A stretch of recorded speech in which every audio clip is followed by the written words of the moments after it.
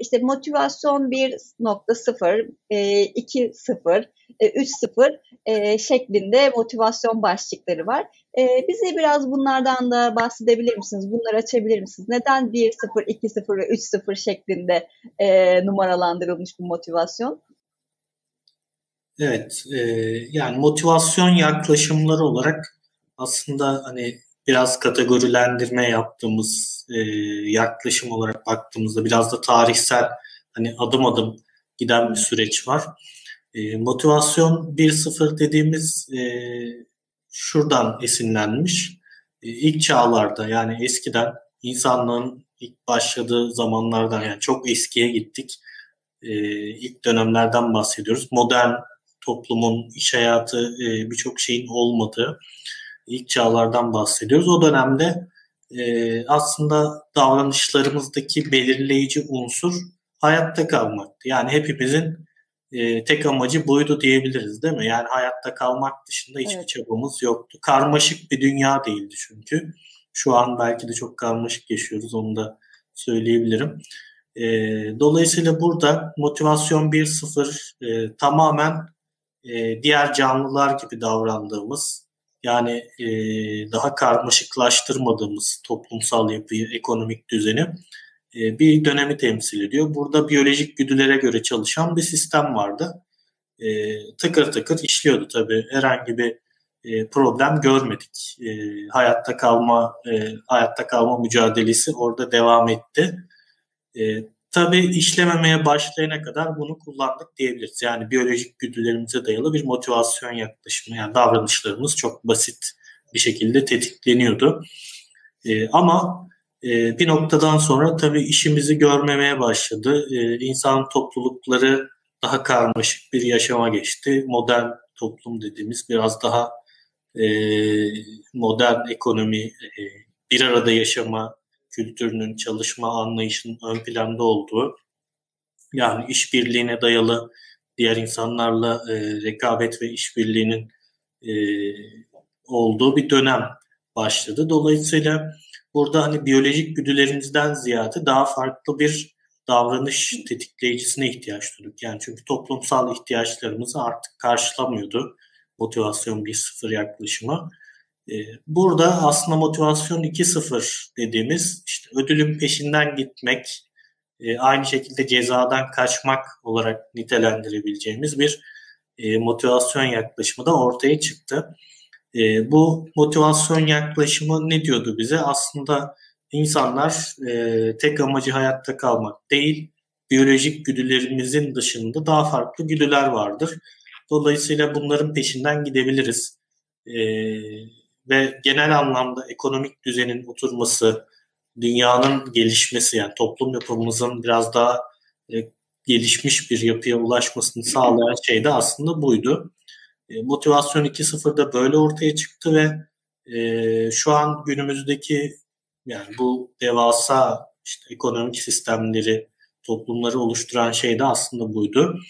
Ve güzel de işliyordu. Hani birçok işimize yaradı.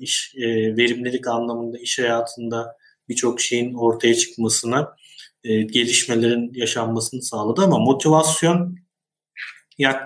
motivasyon yaklaşımı biraz yetersiz kalmaya başladı.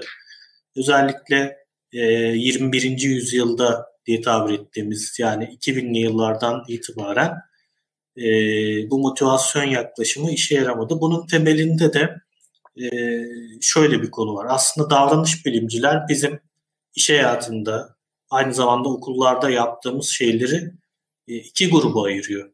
Algoritmik görevler ve buluşsal görevler denilen iki grup var. Yani yaptığımız çoğu şey bu iki kategorisinden birisine giriyor. Algoritmik görevlerde aslında bir formül var. Sonuca ulaşmak için, çözümü bulmak için aslında önümüzde bir algoritma. Yani basit bir formül. İşte ne yapmamız gerektiğini söyleyen bir çözüm var. Dolayısıyla burada karmaşık düşünceye, çözüme ulaşmak için işte yani bir tornavida ile bir vidayı döndürmek gibi bir şey yani. Çok basit bir şekilde yapabiliyoruz. Çözüme ulaşabiliyoruz. Ama buluşsal görevler dediğimiz aslında biraz daha karmaşık olan, yaratıcılık gerektiren, yani yeni çözümler üretmemize sebep olan bir düşünce tarzı, bir görev tanımı var. İş hayatında da bu tarz görevler de söz konusu. Yani sadece algoritmik görevlerden oluşmuyor. 20. yüzyılda, yani 1900'lü yıllarda aslında iş hayatı çoğunlukla algoritmik dediğimiz, işte insanların basit bir şekilde formüle dayalı işlerle yapabildiği şeylerdi. Ama bilgisayarların da çıkmasıyla tabii birçok şeyi artık hani formüllerle zaten yapabiliyoruz. Muhasebe, hukuk gibi konular üzerinde de detaylı düşünmemize gerek yok. Ama belli bir düzeyde aslında günümüzün ekonomik sistemi içerisinde buluşsal diye tabir ettiğimiz bazı görevler var. Bunları yerine getirmek için de algoritmaya dayalı değil de yeni çözümler üretmemiz, daha yaratıcı olmamız ve farklı bakış açıları üzerinden düşünmemiz gerekiyor. Yani yeni bir proje geliştireceksiniz. Girişimci olmak istiyorsunuz, yeni bir iş fikri üretmek istiyorsunuz. Bunların hepsi karmaşık süreçlere dayalı. Yani algoritmik bir şekilde ilerlemiyor. İnovasyon da aynı şekilde gerçekleşiyor zaten. Dolayısıyla günümüzün ekonomik modelinde bu algoritmik işlerden ziyade buluşsal işlerin ön plana çıkması nedeniyle yeni bir motivasyon yaklaşımı da çıkmaya başladı. Yani bu motivasyon 3.0 dediğimiz sistem yaratıcılık gerektiren, buluşsal görevleri temel alan bir yaklaşım ve içsel motivasyona dayanıyor genellikle. Yani dış motivasyon unsurları değil de daha çok dediğimiz gibi insanların iç motivasyon süreçleriyle alakalı bir yaklaşım. Çünkü algoritmik işlerde ödüller çok güzel sonuçlar verebiliyor. Yani bir işi yaptırmak için işin doğası algoritmikse, yani basit bir işse, orada ödül vererek o işi yaptırabiliyoruz. Ama ödül eğer buluşsal bir görev söz konusuysa, yani bir reklam kampanyası oluşturuyorsa biri, dolayısıyla burada yaratıcı olması gerekiyor ve onu motive etmek için ödül kullanmak yetersiz kalıyor.